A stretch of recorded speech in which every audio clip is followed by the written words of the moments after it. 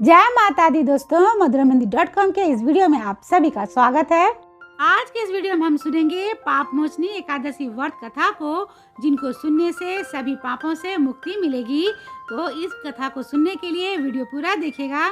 आप हमें WhatsApp, Facebook और इंस्टाग्राम पे फॉलो करें, और अगर आप ये वीडियो यूट्यूब पे देख रहे हैं तो चैनल को सब्सक्राइब ज़रूर कर लें, क्योंकि मधुरमहिंदी.com आप सभी के लिए लेके आते हैं पौराणिक कथाएं। और ऐसे ही कथाओं को पढ़ने के लिए आप हमारे वेबसाइट पे ज़रूर आइए, क्योंकि हम आपके लिए लेके आते हैं वो पौराणिक कथाएं जो धार्मिक ग्रंथों से लिए गए हैं। ये कहीं से भी कॉपी पेस्ट नहीं किए गए हैं। हिंदू पंचांग के अनुसार चैत मास के कृष्ण पक्ष की एकादशी तिथि को पड़ने वाली एकादशी को पाप मोचनी एकादशी कहा जाता है। इस दिन भगवान विष्णु की विधि विधान से पूजा करने से सभी प्रकार की परेशानियों से छुटकारा मिलने के साथ ही श्री हरि नारायण की कृपा हमेशा बनी रहती है। और जब पाप मोचनी एकादशी गुरुवार को पड़ती है तो इसका बहुत महत्व बढ़ जाता है, और इसे गुरुवार एकादशी भी कहा जाता है। कहा जाता है कि पाप मोचनी एकादशी के दिन व्रत रखने से जातक को सभी तरह के पापों से छुटकारा मिलता है, और इसके साथ ही जीवन में चल रही उतार चढ़ाव से भी मुक्ति मिलती है। धार्मिक मान्यता है कि एकादशी व्रत में व्रत कथा का पाठ करने से शुभ फल की प्राप्ति होती है।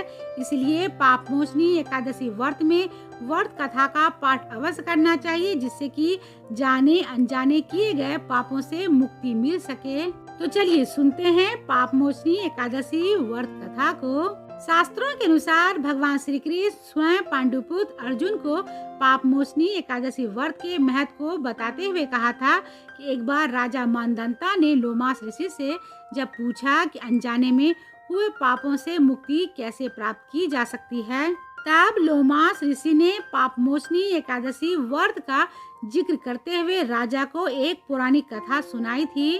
कथा अनुसार एक बार चौवन ऋषि के पुत्र मेधावी, जो कि शिव भक्त थे, वन में तपस्या कर रहे थे, और उसी समय मंजू घोषा नाम की अप्सरा वहां से गुजर रही थी।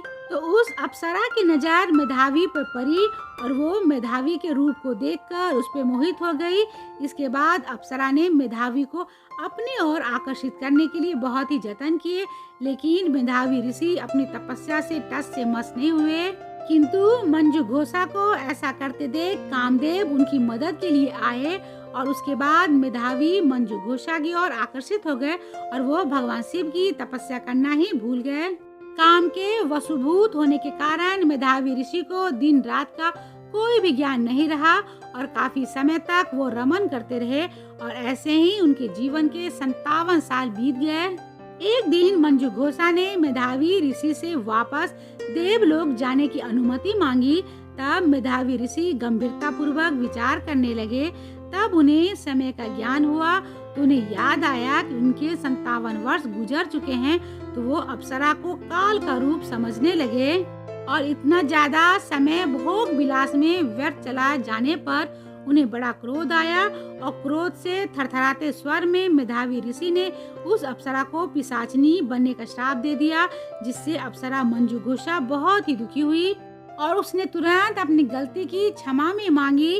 अप्सरा की क्षमा याचना सुनकर मेधावी ऋषि ने मंजू घोषा को चैत मास की पाप मोचनी एकादशी के बारे में बताया कि पाप मोचनी एकादशी का व्रत विधि विधान से करने पर तुमको पाप से मुक्ति मिलेगी, और तुम पिशाच योनि से मुक्त हो जाओगी। इतना कर मेधावी ऋषि अपने पिता के आश्रम में चले गए।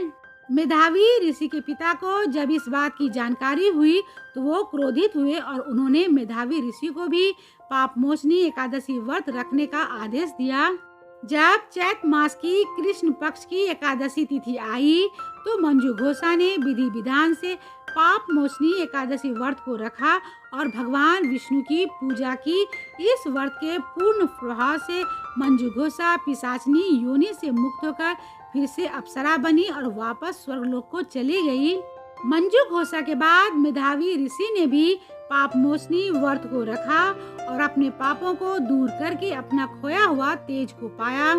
इस तरह से जो भी व्यक्ति पाप मोचनी एकादशी व्रत रखता है, उनके सारे पाप धुल जाते हैं और वो पाप से मुक्त हो जाता है। उम्मीद है कि आपको पापमोचनी एकादशी व्रत कथा से जुड़ा हुआ ये वीडियो पसंद आया होगा। तो इसे लाइक करें, शेयर करें और कमेंट बॉक्स में जय श्री कृष्ण जरूर लिखें। तो मिलते हैं madhuramehndi.com के अगले वीडियो में एक ऐसे ही नई जानकारी के साथ। तब तक आप अपना और अपना ख्याल रखिएगा। जय श्री कृष्ण।